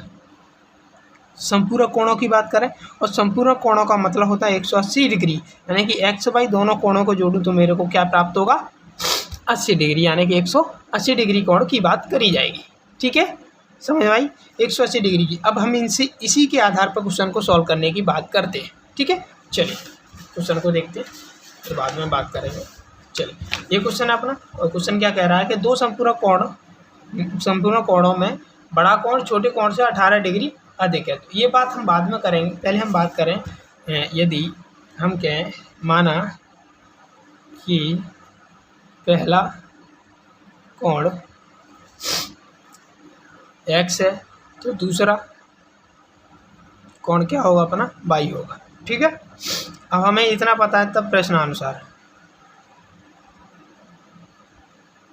पहली कंडीशन तो हम खुद जानते हैं, क्या जानते हैं, x प्लस वाई करें तो हमें पता क्या अब चलेगा, 180 डिग्री प्राप्त होगा। ये पहला समीकरण हो गया अपना, क्या प्राप्त होगा, 180 डिग्री, यानी कि ये जो अंक लिखा रहता है उससे ऊपर हमें एक छोटी सी बिंदी लगानी होती है, उससे डिग्री कहते हैं। ठीक है, अब ये डिग्री कहते हैं कोण को, कोण में जो भी कोण की बात करते हैं तो उसे डिग्री में नापते हैं कोण को। अब यहाँ से देखेंगे हमने क्या बताया, संपूरक कोण यानी कि वाई प्लस एक्स, यानी दो कोणों को जोड़ेंगे तो हमें 180 डिग्री कहलाएगा। अब यही बात ये कह रहा है कि यदि जो संपूरक कोण है ना, इनमें क्या कह रहा है, जो पहला कोण है ना दूसरे कोण से क्या है, 18 डिग्री अधिक है। देखो यहाँ लिखा, देखो ध्यान से देखना, दो संपूरक कोणों में बड़ा कोण छोटे कोण से 18 डिग्री अधिक है। ठीक है, तो हमने मान लिया कि पहला कोण है ना वही छोटा कोण है, मान लिया पहला कोण है ना वो यदि बड़ा कोण है मान लो, तो हमने बाई के साथ में कर दिया 18, बाई के साथ कर दिया 18। तो हमने कही बड़ा कोण है ना छोटे कोण से 18 डिग्री अधिक है, छोटे कोण से, तो ये बाई छोटा हो गया। तो जैसे मतलब नियम से चलेंगे ना, अब 18 का हमने से बताया, क्या बताया, कुछ बताए थे ना हमने, हम मतलब जो जिसके साथ होगा उसी के साथ उसका संबंध हमें बताना होता है। ठीक है, तो ये इसके साथ बाई के साथ बताया तो बाई छोटा कोण हो गया, है कि नहीं, तो दूसरा कोण छोटा हो गया, पहला भी हो सकता है तो पहले के साथ हमें बताना पड़ता। यदि पहला होता तो आप ऐसे कह सकते बाई बराबर x प्लस 18, तो अब आपसे पहला कोण छोटा कोण माना जाता है। ठीक है, तो आप किसी से भी सॉल्व कर लो, आपका आंसर दोनों से आएगा। ठीक है, अब हम पहले इससे सॉल्व कर रहे हैं तो इसी से सॉल्व करेंगे। ठीक है, अभी आप ऐसा करो, यहाँ से हमें x का मान मिल रहा है, आप इसे समीकरण भी बना लें, तो यहाँ से x माइनस बाई बराबर 18, ये समीकरण दूसरा बनेगा। ठीक है, अब हम क्या करें, x के मान को समीकरण फर्स्ट में पुट करने पर, मान को समीकरण फर्स्ट में रखने पर, ठीक है, तो x का मान क्या है अपना 0 बाई प्लस 18, और बाई की बाई रखा अपन ने। ठीक है, x की जगह बाई प्लस 18 होगी, बाई को बाई रखा और 180 डिग्री हो गया। इन दोनों को जोड़ेंगे 2 बाई 180, ये 18 को डल लाएंगे 100। अब 18 यानी कि 20 घटा दो तो 60 बचेगा, और 60 पूरा 20 घटानी है तो इसलिए 2 की कमी रहेगी, 162 हो गया। 2 बाई 2 से 2 काटो, इसे देखोगे तो 2 8 18 8 दूनी 16, यानी 8 दूनी 16 1 81, यानी कि बाई का कोण कितना मिलेगा, 81 डिग्री का कोण मिल गया। ठीक है, अब मैंने कि बाई यदि 81 मिला तो एक्स कितना होगा, तो बाई के मान को आप समीकरण फर्स्ट में रख, सेकंड में रख दो, तो बाई के मान को समीकरण फर्स्ट में रखने पर तो एक्स बाई कितना निकला है 81 डिग्री, ये बाई की जगह रखा बराबर 18। ठीक है, एक्स अब 18 तो 18 रहा, 81 को दल लाएंगे तो प्लस 81, दोनों को जोड़ो 9 9, यानी कि एक्स का मान क्या आएगा 99 डिग्री। अब ध्यान से देखना, मैंने एक बात तुमसे कही कि x प्लस वाई की वैल्यू कितनी होती है, 180 होती है। तो देखो वैसे आप 99 से 81 को घटाओगे ना आपको 18 मिलेगा। देखो बड़े में से छोटा कोण घटाएंगे तो अंतर 18 है, ये बात इन्होंने पहले भी हमें समझाई थी, वही हमें सॉल्व करना था। अब देख लीजिए 9 में से 1 गई 8 बची, और 8 में 9 में से 8 गई तो 1 बची, 18 आ रहा है। तो यही चीज़ है बस। तो अतः अभिष्ट अतः समीकरण के क्रमशः हल या कहें तो कोण कह सकते हैं आप, ठीक है। एक्स की वैल्यू कितनी निकली है 99 डिग्री, वाई की वैल्यू 81 डिग्री है, ठीक है। चलिए बहुत बढ़िया, ये हो गया अपना। अब अपना क्वेश्चन आ रहा है अगला क्वेश्चन को देखते हैं। चलिए अगला क्वेश्चन क्या है अपना, देख ये क्वेश्चन है अगला। बहुत ही सरल क्वेश्चन है, ज़्यादा कुछ बड़े क्वेश्चन नहीं है, मतलब हमें ध्यान से बस ध्यान देना है कि है क्या इसमें। ये देखो ध्यान से, इसमें लिखा गया है, इसमें लिखा है कि एक क्रिकेट टीम ने के कोच ने 7 बल्ले तथा 6 गेंद 3,800 रुपये में खरीदे। 7 बल्ले 6 गेंद खरीदी, और वो भी कितनी 7 तो बैट खरीदे बल्ला यानी खेलने के, और 6 गेंद खरीदी है, वो 3,800 रुपये खर्च हो गए। किसने करे, एक क्रिकेट टीम के कोच ने। कोच यानी कि उनका एक कमांडिंग अधिकारी कह सकते हैं, या उनको कमांड करने वाला एक कोच होता है, उसे कहते हैं। कोच का मतलब होता है अपना ऐसे टीचर है, उनको पढ़ा रहा है, तो इसी प्रकार से कोच होता है, ठीक है। वो उन्हें गाइडेंस देता है, उन्हें सिखाता है, उसे कहते हैं कोच। बाद में उसने 3 बल्ले और 5 गेंद खरीदे, यानी कि पहले तो उसने इतने खरीद के लाया तो इतने के पड़े थे, बाद में वो कहता है मैं 3 बल्ले लाया 5 गेंद लाया था, वो मुझे 1750 के पड़े थे, ठीक है। ऐसा नहीं है कि रेट किसी की अलग है किसी की कम। यहाँ 7 बल्ले की रेट, यदि बल्ले की एक की 100 रुपये है ना, तो यहाँ पे भी 3 बल्लों की एक की 100 रुपये ही होगी, यानी 300 रेट यहाँ होगी, तो यहाँ पे 700 रेट होगी, ठीक है। इस प्रकार से वो रेट अलग नहीं है, पर इनकी क्वांटिटी मात्रा है ना, वो कम ज़्यादा है, इसलिए पैसे कम ज़्यादा हो गए, है कि नहीं। अब प्रत्येक गेंद का मूल्य बताना है आपको, एक बल्ले का मूल्य कितना, एक गेंद का मूल्य कितना है, ठीक है। चलिए अब हम पहले मान लेते हैं एक ही चीज़, क्या मानते हैं, माना क्वेश्चन किस कर रहे हैं अपन 3rd नंबर का कर, ठीक है। चलिए पहले इसे देखिए, चलिए इधर देखें, मान लिया कि हमने कि माना कि क्या कहें, बल्लों की संख्या या बल्लों की क्या कहना, प्रत्येक बल्ले और गेंद का मूल्य। तो हम कहेंगे कि एक बल्ले का मूल्य यदि x रुपया है, क्या x रुपया है, तो एक गेंद का मूल्य y रुपया है, ठीक है। अब हमने x y रुपया में इनकी मूल्य बता दिए, अब इनकी वैल्यू को सॉल्व करते हैं। जैसे इन्होंने बोला, क्या बोला है, 7 बल्ले 6 गेंद, 7 बल्ले हैं, एक बल्ले का रुपया क्या है, बल्ले क्या है, ऐसे लिख देना यहाँ पे।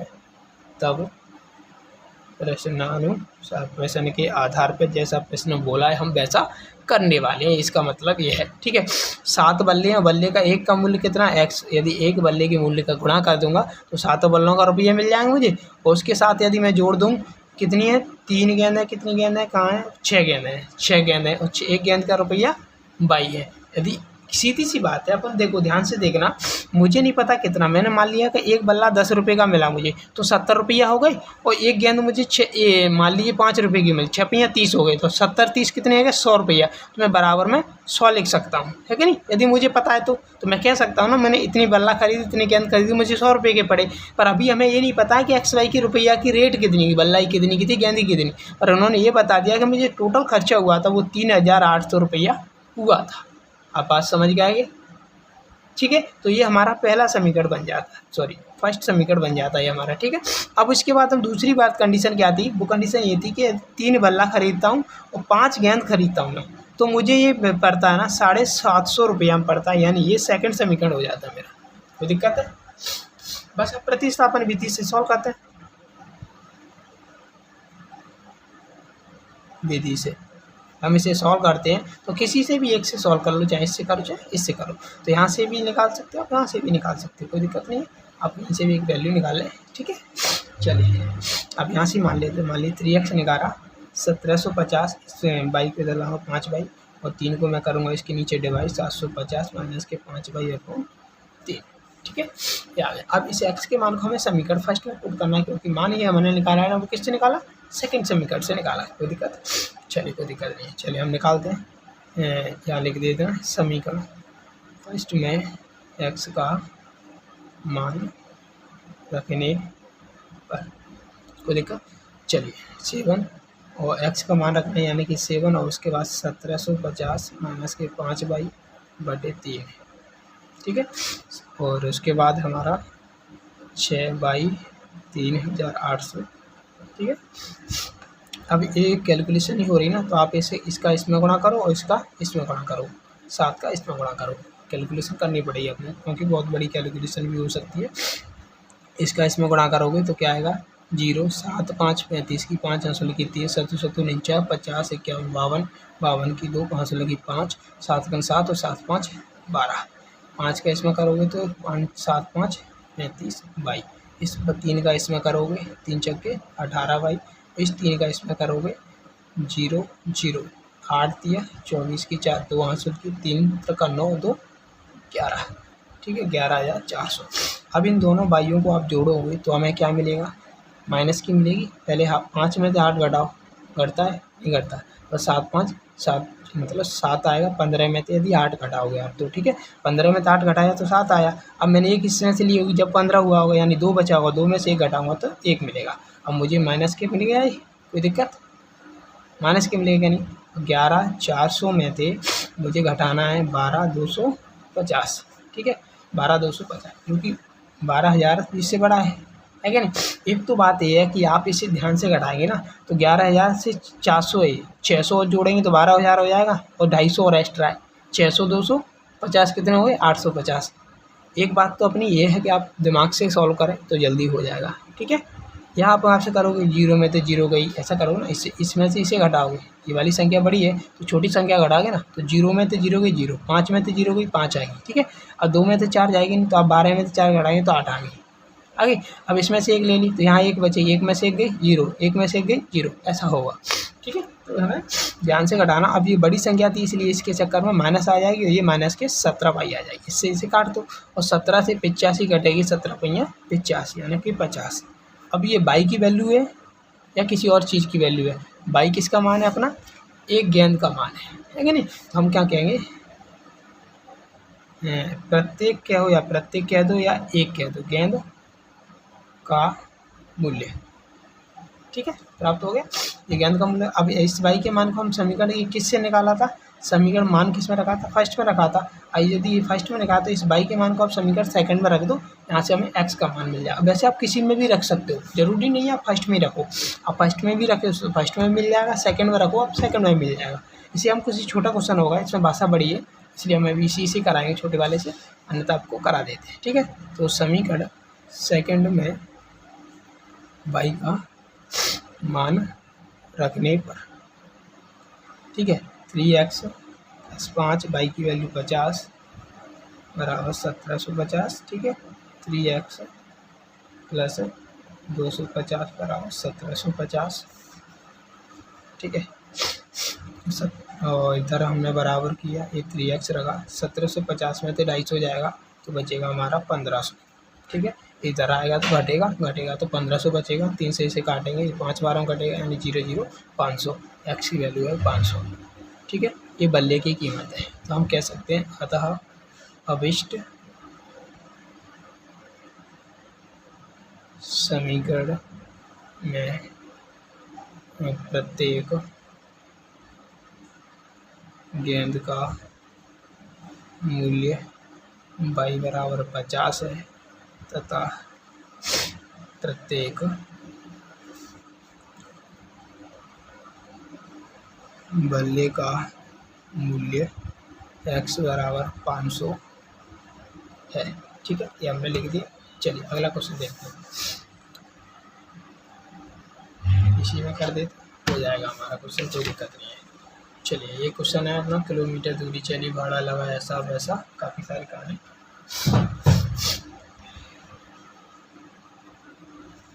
चलिए अगला क्वेश्चन अपना ये है, आपको दिख रहा है, देखो। एक नगर में टैक्सी के भाड़े में एक नियत भाड़े के अतिरिक्त चली गई दूरी पर भाड़ा सम्मिलित किया जाता है। मतलब ये है इन्होंने एक फिक्स काम किया होगा, मान लीजिए 10 किलोमीटर पे इन्होंने फिक्स कर दिया होगा कि आपको 50 रुपये देने हैं, ठीक है। उसके बाद एक्स्ट्रा चलेगा तो उसके हिसाब से किलोमीटर है, मान लीजिए आप 11 किलोमीटर चले और 1 किलोमीटर के 10 किलोमीटर इन्होंने कितने लिए 50 लिए, यानी इस हिसाब से देखा जाए तो 1 किलोमीटर के 5 रुपये हो रहे हैं, ठीक है। पर ये इन्होंने अगले किलोमीटर में 10 भी ले सकते हैं आप, 5 भी ले सकते हो। 10 किलोमीटर यदि ज़्यादा जाते हो आप तो वो उस हिसाब से लेते हैं, या 3 रुपये भी ले सकते हो, कम भी ले सकते हो, 5 रुपये से कम भी ले सकते हो, ऐसा भी हो। तो ये टैक्सी वालों का रूल होगा कुछ, वो हमें बताना है, ठीक है। तो नगर में टैक्सी भाड़े में एक नियत भाड़े से, या नियत यानी कि ये फिक्स भाड़ा होता है कि अतिरिक्त चली गई दूरी पर भाड़ा सम्मिलित किया जाता है। 10 किलोमीटर दूरी के लिए भाड़ा 105 रुपया है, ठीक है। मतलब यदि ये फिक्स कहते हैं 10 किलोमीटर दूरी चलते हैं तो 105 रुपया, तथा 15 किलोमीटर दूरी के लिए भाड़ा 155 रुपया है। 15 किलोमीटर चलता है तो 55 रुपया है। यदि नियत भाड़ा तथा प्रति किलोमीटर भाड़ा, यानी नियत भाड़े के बाद और बचा प्रति किलोमीटर, यानी शेष दूरी और चलते यदि आप, तो उससे प्रति किलोमीटर भाड़ा क्या है, एक व्यक्ति को 25 किलोमीटर यात्रा करने के लिए कितना भाड़ा देना होगा। टोटल दूरी कितनी करनी है, 25 किलोमीटर। तो भाड़ा का सिस्टम हमें बताना है भाई क्या हो सकता है, ठीक है। चलिए ये आपको थोड़ा स्क्रीन बड़ा कर लेता हूँ, अब देखिए ध्यान से, ठीक है। चलिए अब हम इस क्वेश्चन को सॉल्व करते हैं। मान लीजिए, माना क्वेश्चन नंबर कर रहे हैं अपन फोर्थ क्वेश्चन कर रहे हैं, ठीक है। चलिए इधर देखिए, माना कि टैक्सी का नियत भाड़ा x रुपया, नियत यानी फिक्स भाड़ा तो x रुपया है। उसके बाद शेष दूरी या फिक्स भाड़ा या और शेष दूरी का शेष प्रति किलोमीटर दूरी का भाड़ा अलग होगा। तो हम कहेंगे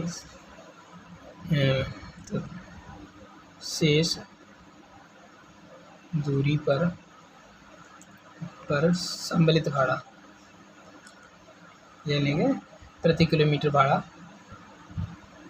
प्रति किलोमीटर भाड़ा है ना वो 22 रुपया है, ठीक है। तो अब चलिए हम क्वेश्चन को सॉल्व करें। इसमें क्या पता है, अपने साफ पता है कि माना कि टैक्सी के हमने जो भी चाहिए सिस्टम वो बना लिया। टैक्सी का नियत भाड़े का मतलब यहाँ पे ये निकलता है कि मान लीजिए कि आपने क्या किया, ऐसे मान लीजिए कि आपने कुछ यात्रा करनी है, मान लीजिए 10 किलोमीटर यात्रा बोलिए ना, 10 किलोमीटर बोलिए, आपको 10 किलोमीटर चलना है। तो आपको 10 किलोमीटर मान लीजिए 1 किलोमीटर के 3 रुपये ले रहा है, तो 10 के हिसाब से 3 के हिसाब से ये 30 रुपये तो आपसे लेगा ही लेगा। पर उसके बाद नियत भाड़ा होगा इसका 10 रुपया, 5 रुपया, 6 रुपया, जो भी होगा ना वो भाड़ा वो एक्स्ट्रा लेगा आपसे, चाहे आप 1 किलोमीटर जाएँ, चाहे आप 50 किलोमीटर जाएँ, चाहे आप थोड़ी 10 किलोमीटर जाएँ। तो आपको नियत भाड़ा जो फिक्स भाड़ा है वो तो आपको लेगा ही लेगा। टैक्सी के पर बैठोगे आप, टैक्सी में आप बैठे, आपसे वो भाड़ा लेगा 10-5 रुपया जो भी है। उसके बाद आप किलोमीटर जितना चलेगा उसके हिसाब से भाड़ा लेगा, ये इसका सिस्टम, ठीक है। तो हम क्या कहेंगे, जिन्होंने ये कहा है कि 10 किलोमीटर दूरी चलता है तो भाड़ा लगता है उसका 105, ठीक है। तो हम ये कहेंगे कि तब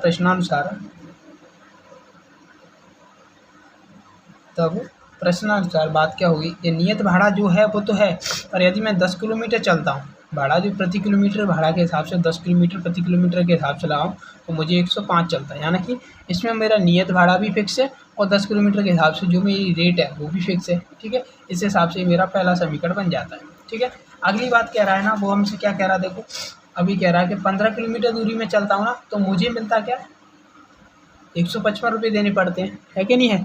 कितने देने पड़ते हैं, 155। अब मुझे यदि 155 देने हैं तो मैं क्या कहूँ, नियत भाड़ा जो है वो है, पर ये मैं कितना चलता हूँ, 15 किलोमीटर चलता हूँ तो मुझे 155 रुपया देने पड़ते हैं। इस समीकरण नंबर 2 है, ठीक है। अब बस हमें कुछ नहीं करना, समीकरण बन गए, ये भाषा के हिसाब से यही बात हमें ध्यान से देखनी थी। अब इसे हमें समीकरण को सॉल्व करना है, तो पहले समीकरण से हम x का मान निकाल रहे हैं, 105 10/, ठीक है। और यहाँ से कुछ कॉमन तो है नहीं, फिर x का मान मिलेगा। अब x के मान को आप समीकरण फर्स्ट में रख दो या सेकंड में रख दो, समीकरण सेकंड में रखने पर हमने इससे मान निकाला है तो इसमें रखेंगे, यदि इससे मान निकाला है तो इसमें निकलेंगे, ठीक है। और जब फिक्स वैल्यू आ जाएगी ना हमारी x की, उसको आप चाहे कहीं पे रख दो, कोई दिक्कत नहीं है, किसी भी x की या y की आप किसी भी समीकरण में रख सकते हो, ठीक है। अब इस x के मान को हम यहाँ रखेंगे तो क्या मिलेगा, 105 माइनस के 10/, ठीक है। उसके बाद प्लस के 15/, उसके बाद 155, ठीक है। अब यहाँ से देखोगे तो इन दोनों को जोड़ेंगे तो हमें 5/, मिलने वाला है, 5/, मिलेगा। 10 माइनस के 5, 15 प्लस के 5/, मिलेगा। इसे इधर लाओगे तो 155 माइनस 105, यहाँ से देखोगे कितना मिलेगा, 50 मिल जाएगा। 155 में 105 कटेगा तो 50 मिलेगा। 5 से 50 कितनी बार में कट गया, 10 बार में कट गया। ठीक है, अब इस बाई के मान को आप किसी भी समीकरण में रख दो। देखिए हम मानते हैं, अभी मैंने आपसे कहा हमने सेकंड से सॉल्व किया और सेकंड में रख देते हैं। मान लीजिए तो बाई के मान को समीकरण सेकंड में रखने पर, ठीक है, समीकरण सेकंड में रखते हैं तो हमें मिलेगा x + 15 बाई की वैल्यू 10 बराबर 155।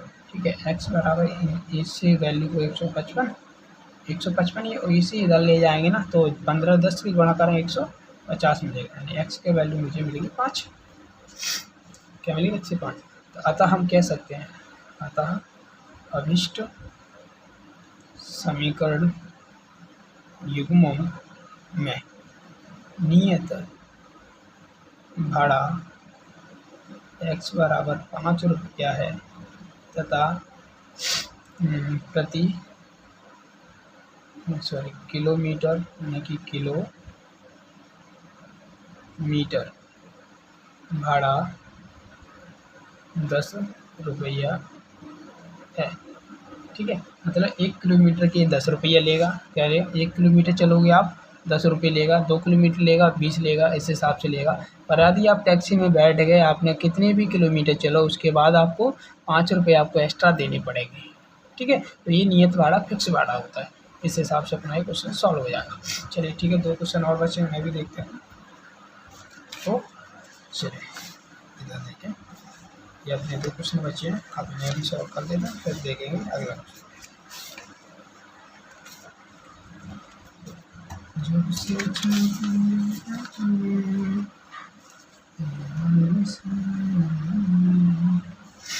चलिए हो गया। अब यहाँ से इस क्वेश्चन को देखते हैं। ये क्वेश्चन है अपने 2, इसी टाइप के कुछ एक क्वेश्चन। यदि किसी भिन्न के अंश और हर दोनों में 2 जोड़ दिया जाए तो वह 9/11 हो जाती है। ठीक है, और यदि अंश और हर दोनों में 3 जोड़ दिया जाए तो वह 5/6 हो जाती है। तो वह भिन्न क्या है, मतलब वो भिन्न संख्या है, वो है क्या। ठीक है, अब चलिए भिन्न होता है वो x y के रूप में होता है। हम क्या कह रहे हैं, भिन्न होता है ना, वो किस में होता है, x और y के रूप में होता है। ठीक है, चलिए देखते हैं अब x y के रूप में कैसे होता है। हमने कि क्वेश्चन नंबर हम करने वाले हैं 5 किसका, थर्ड का। ठीक है, 5वें नंबर का है। और इन्होंने का मान लिया भिन्न का अंश अपन हर रूप होता है। क्या होता है, देखिए ध्यान से आप ध्यान से देखोगे तो भिन्न होता है ना वो x अपन y के रूप में होता है। क्या होता है, x/y के रूप में होता है। तो हमें कहेंगे अंश भिन्न, माना कि भिन्न का अंश, माना कि भिन्न का अंश x है। ठीक है, तथा भिन्न का हर y है। अंश और हर मान लिया हमने। अब हम मानेंगे तब प्रश्नानुसार कहेंगे, तब ये बात नहीं लिखनी है। ठीक है, तब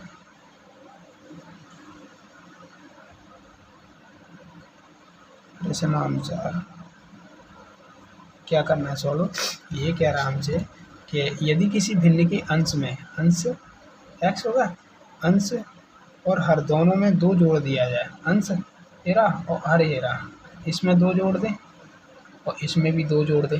क्या कह रहा है, यदि किसी भिन्न के अंश में, अंश और हर, इसे बोलते हैं क्या, अंश, इसे बोलते हैं हर। ठीक है, अंश अपॉन हर, अंश में 2 जोड़ दें, हर में 2 जोड़ दें, जोड़ दिया जाए तो वह 9/11 हो जाती है। यानी कोई भिन्न संख्या होगी 2/4, 6/10 कोई भी होगी, उसमें हम 2 ऊपर जोड़ दें 2 नीचे जोड़ दें, क्या मिल जाएगा हमें, 9/11 हो जाएगा। ठीक है, अब इसी समीकरण को सॉल्व करना है और उसके बाद एक रिएक्शंस बनेगी। 11 का इससे करो 11x, 11 का इसमें करो क्या आएगा, 2 × 11 आएगा। ठीक है, इसी प्रकार से इसे करो, जिससे इसे करोगे तो 9/2 आएगा, 2 इससे करोगे 9×2 11 आएगा।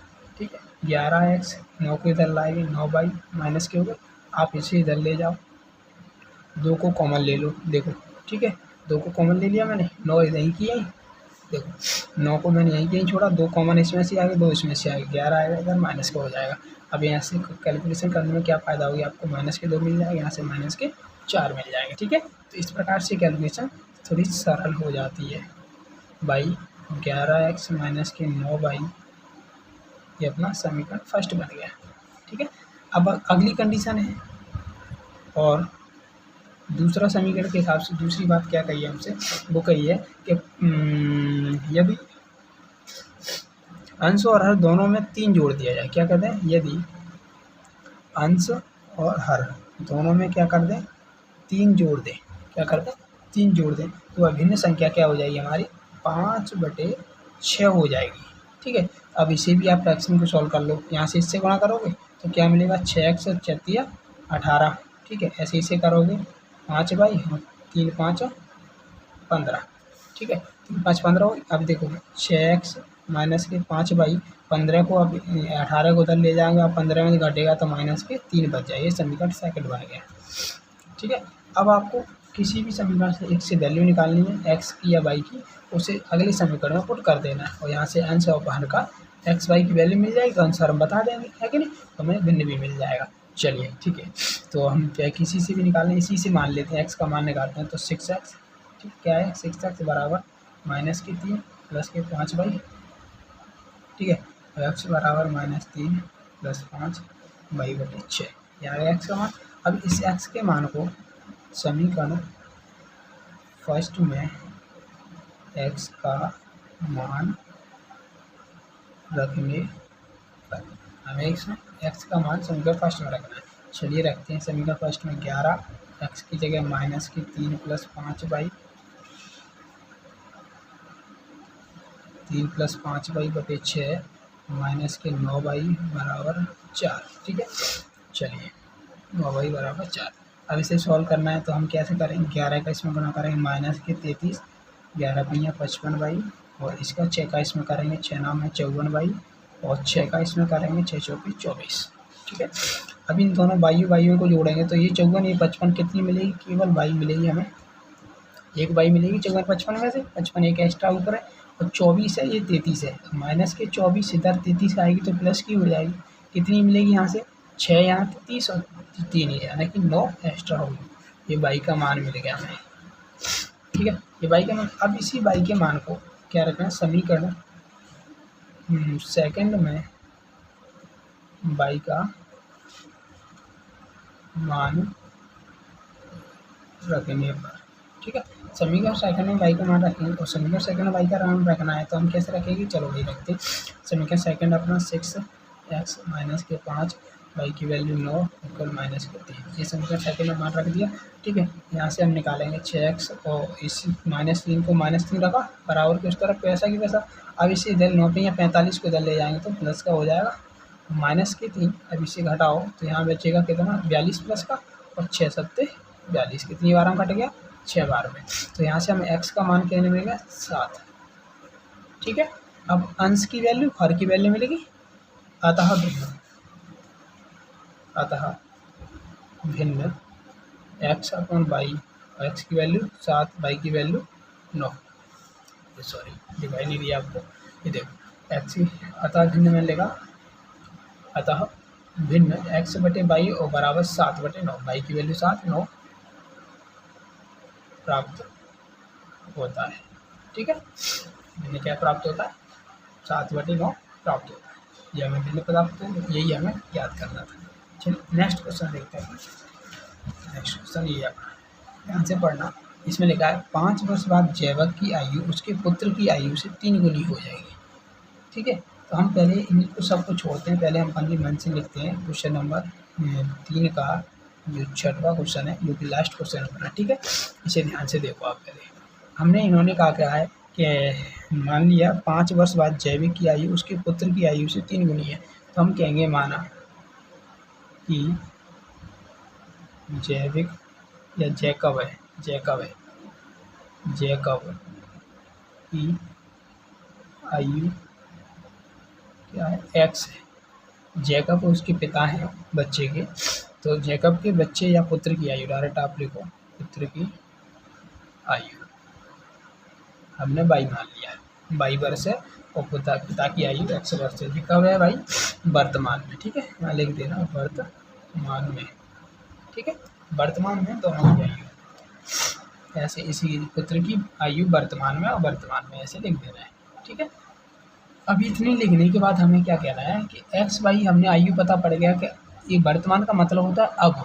ऐसे अपनी आयु, मेरी आयु इस समय 25 साल है या 24 साल है, मैं ये कहूँगा ना, तो मेरी आयु 24 साल। अब मैं यदि कहूँ आगे जाके, या मैंने पीछे कहा यार 2024 में मेरी आयु 24 साल है, तो 2020 में कितनी होगी, तो मैं 4 घटा दूंगा, क्योंकि 2024 से 2020 में जाना है, तो मुझे पता चल गया 4 घटा दूंगा, यानी मैं 20 साल का होऊंगा, है कि नहीं। और इसी प्रकार से हम बात करेंगे।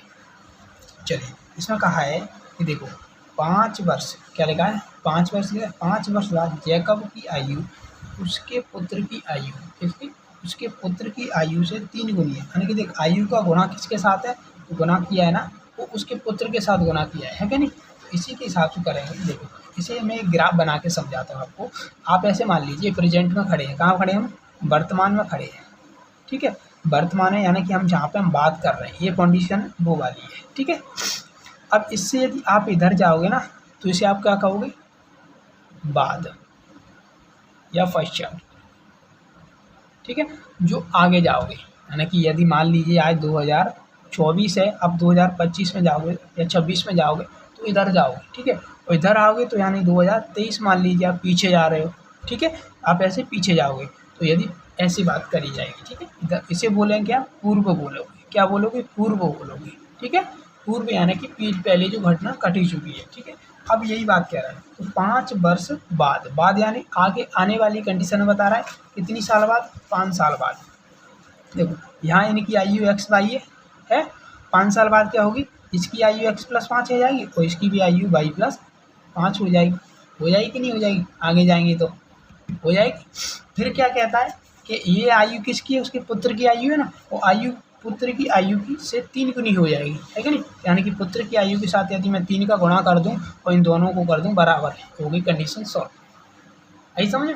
ऐसी इसकी अगली कंडीशन क्या बोली उन्होंने, देखो 5 वर्ष पूर्व, पूर्व यानी कि पहले जैकब की आयु उसके पुत्र की आयु से 7 गुनी थी।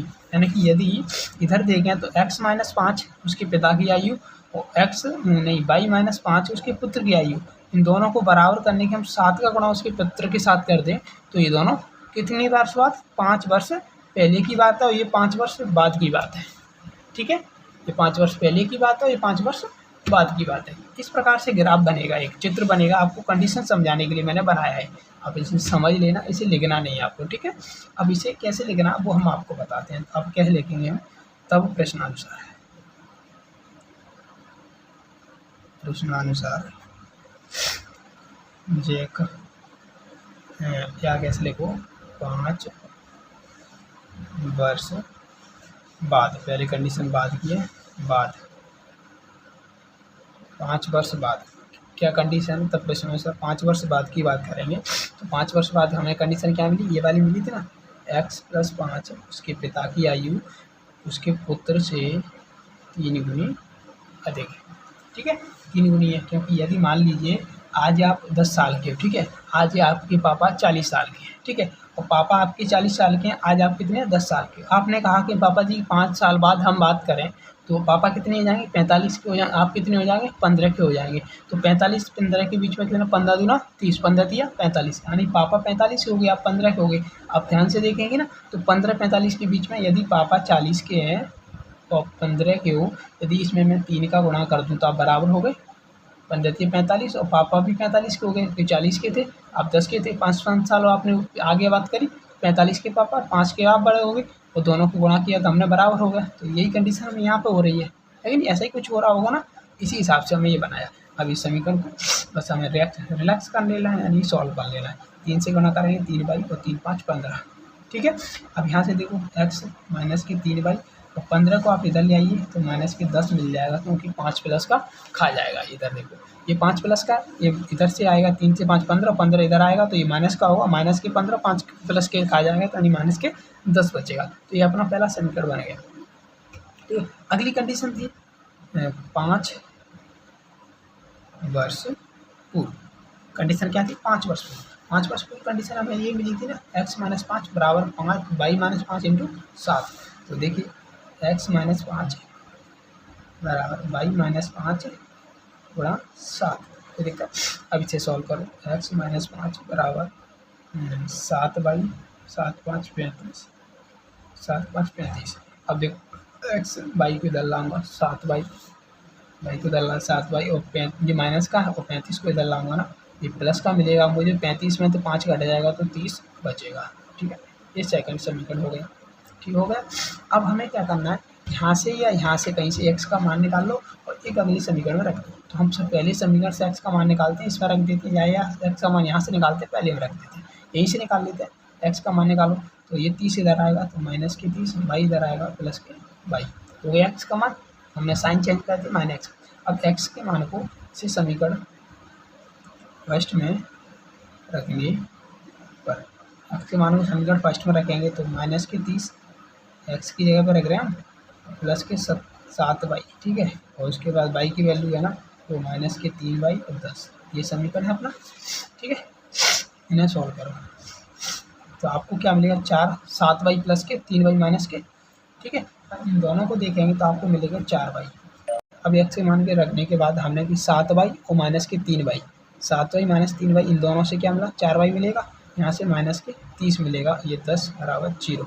अब यहाँ से देखो ये 30 माइनस के 20 ये कितनी है 40, 4 बाई और इधर आएगा 40, वो कितने का हो जाएगा प्लस का हो जाएगा, 4 से काटेंगे तो बाई बराबर मुझे मिल जाएगा 10। तो इनकी केस की आई है, पुत्र की आई है, पुत्र कितने साल का है 10 साल का है। चलिए अगले क्वेश्चन देखते हैं।